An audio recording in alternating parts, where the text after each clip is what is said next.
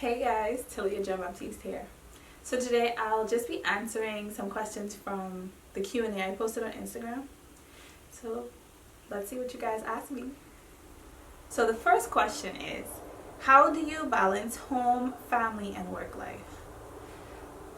I am still trying to figure this thing out. But I think what works for me is having help. First of all, so at this moment my mother-in-law is here with me, and while I'm recording this video she has the kids out for a walk. So I think what helps me to balance it is knowing I need help, accepting the help, and actually getting out of the way and letting whoever is helping do their job, so that I can be productive in mine. Another question is, what did you want to be when you grew up? I wanted to be a lawyer, and honestly I remember at one point I told my daddy I wanted to be a playmate. Lord. But yeah, I was pretty serious about that. But a lawyer and a playmate at one point. Thank you, Lord, that didn't happen. The next question is, does it take a level of shift in your mind to leave your home country and live abroad? Yes, it does. For me, the first time I left home, I left for college, but I went back home, and when I left again, this time it was different because it was marriage and it was love that was the motivation behind my transition. And child, I think I had it in my mind that I wanted to go, this is what I wanted to do, but that still hit different when I actually got there. I struggled.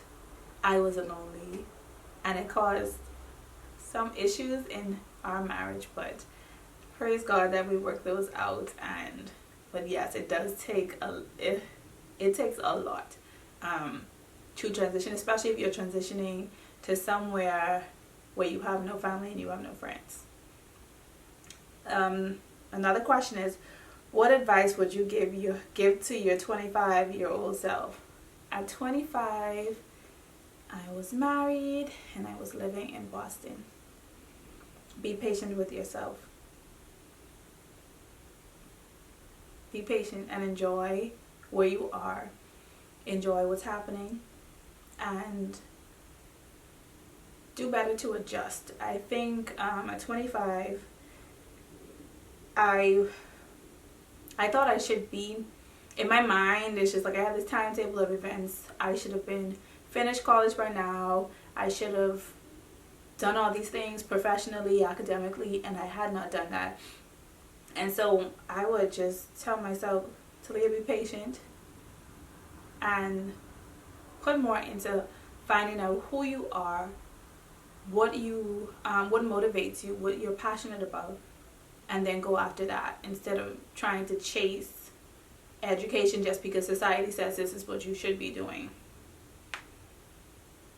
Another question from Shakita says, when you coming back home? I'm ready to see my babies. We'll be home next month. The reason behind our visit is one I wish I never had to do, but we will be home next month and I'm excited to see everybody. Someone asked, how do you balance all the roles you play as a woman? Do you have me time? So the way that I balance it is, okay, so this is going to be raw, uncut, and real. I pride myself in being real with you guys. So now that I have my mother-in-law here helping me in the day, I'll still help with the kids, but I'll steal time away to work on anything that I want to work on, or to go show a property, or to do whatever it is that I want to do. And then my husband works from home now, so you know, a little sneaky link here and there, closet and a den and there.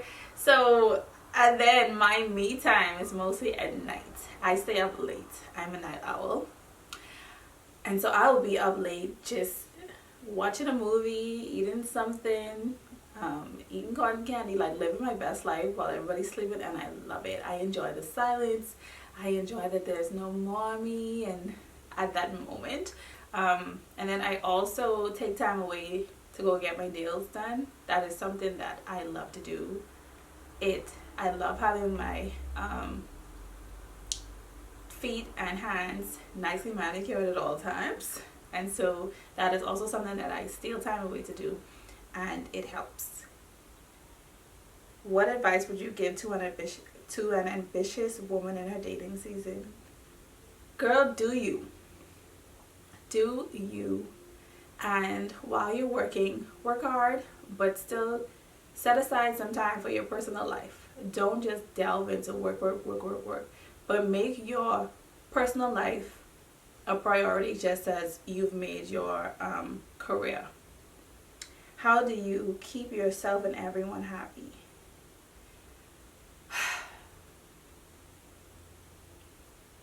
I have come to the realization that I can't keep everyone happy, and that I let that burden go. I can't keep everyone happy. Everyone's happy. Everyone's happiness is not my issue. It's not my priority. But in terms of my household and my family, I put them first.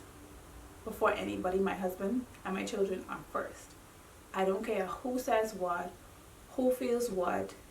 Their feelings are priority to anything and anyone else in this world. So that's on that. I prioritize, like, where do these people stand in my life? Pretty much. How do you prioritize your marriage while mommying? I haven't done a great job at this until recently, I feel. So Courtney and I have been married. Next month we'll make 6 years. And we've been pregnant from the beginning. Kids, we have 2 kids. One's 4, one is 2. And it is all the time. Ugh. You have to make the time. And so what we do, things that we like to do, like especially in the pandemic, we like to stay up and watch shows that we like to watch together. It could be a cooking show, it could be Naked and Afraid. We steal time at night. Also, we'll make a little date to go get something to eat and eat in the park.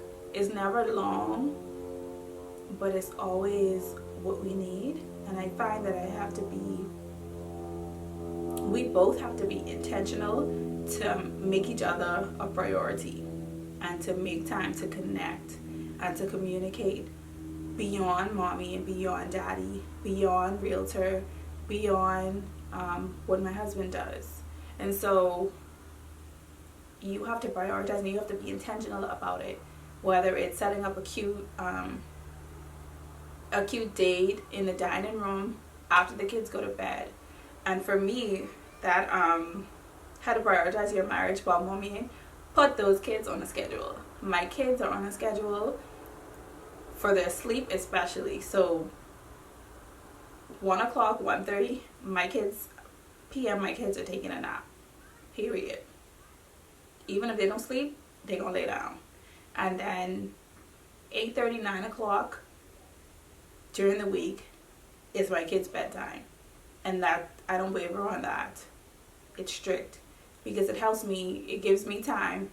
It helps me be able to plan better. So put those kids on a schedule and then plan around that. And the final question is, how was the first 1 to 3 years of being married? Give a little advice to newlyweds.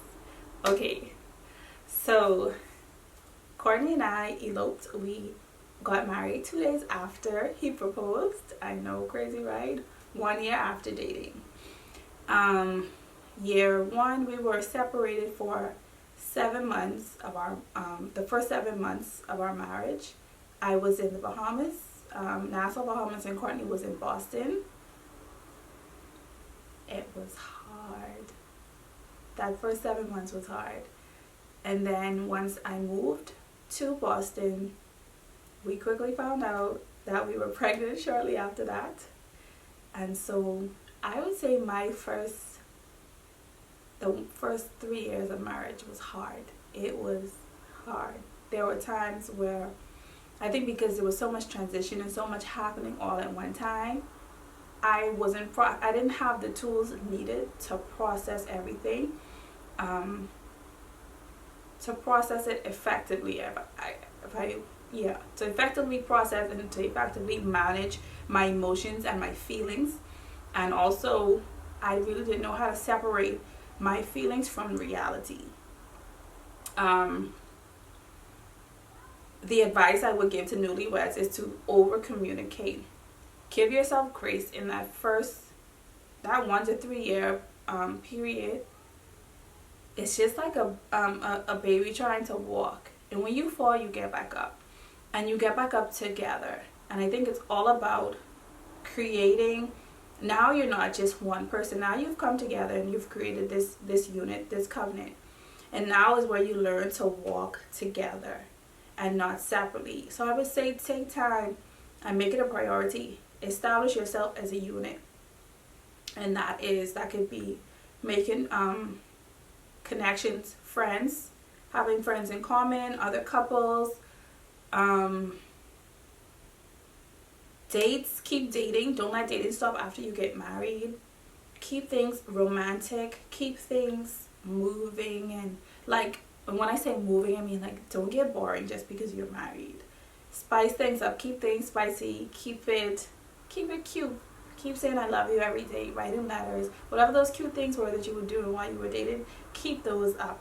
Don't let that change. I think for Courtney and I, y'all, it wasn't easy, but I can say now that 6 years in, we are in such a great place. And I think that's because we made a lot of mistakes. And in all the mistakes we made, we were both dedicated, and we are still both committed to this marriage. And I think it was year 3, well, 2.5 to 3 years, where we actually had to sit down and have a heart to heart. We were just like, are we gonna divorce, or are we going to work this out? What are we going to do? And in that moment, in that one of the hardest moments in our marriage, we made a decision that divorce was not an option for us. And at that moment, we began to heal. And so once you take the D word off the table, you put yourself, okay, you have an argument, we ain't going nowhere. I'm not going anywhere. So I might as well communicate and work this thing out. And also learning your spouse's language in terms of their love language, but also how they handle disagreements. So for my husband, he needs to step away, take his time, get himself together. But for me, he has the patience. I don't know, I've never met a more patient person. But for me, no baby, I'm gonna talk about it, and I can't sleep if y'all, there's sometimes like my husband we would have a disagreement. I guess it was bigger to me than it was to him, but he would sleep and I up. So it's like we had to learn each other's language so that we can communicate effectively, especially when we were having disagreements. So I hope that helped. This was a cute video. If you guys like this, please let me know in the comments below. Give me some hearts and share it. Also, if you are in the Atlanta area, I am a licensed real estate agent here. So if you're looking to buy, sell, or invest, you can find my information in the description box. In the description box. I would love to connect with you. Again, my name is tjnbaptiste, and I'll see you next time.